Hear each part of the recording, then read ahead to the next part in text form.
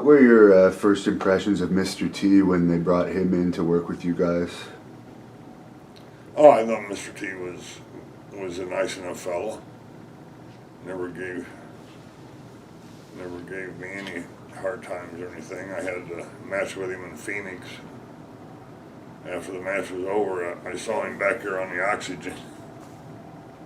At that time I used to smoke a little bit. I had a beer in one hand and a cigarette in the other, and he asked me if I wanted some oxygen. I said, no, I'm good. That's funny. Yeah. Now, I interviewed Dave Schultz recently, and he told me a story about, I don't know if you were there that night in LA when he supposedly had the confrontation with Mr. T.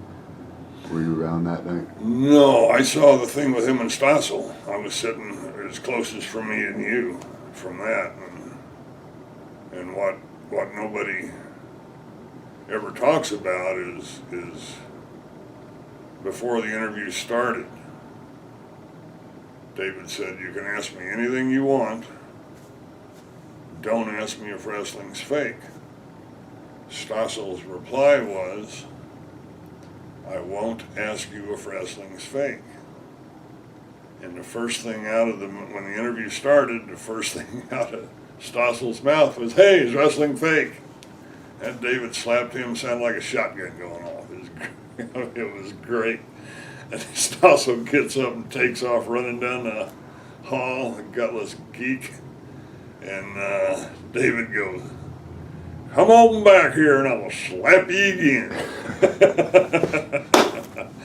But I thought David got a very, very raw deal on that because, what bullshit, people coming, especially when you tell a guy don't do this and the guy says I won't and then he does. I mean, if anyone deserved to get slapped upside the head, it was Stossel. Yeah, because he's basically insulting your livelihood. Yeah, and besides that, he's a liar. Ain't got time for liars. And David actually told us that he did more interviews that night after that, so he couldn't have been hurt that badly because I guess he stuck around. Just ridiculous. You know how folks are.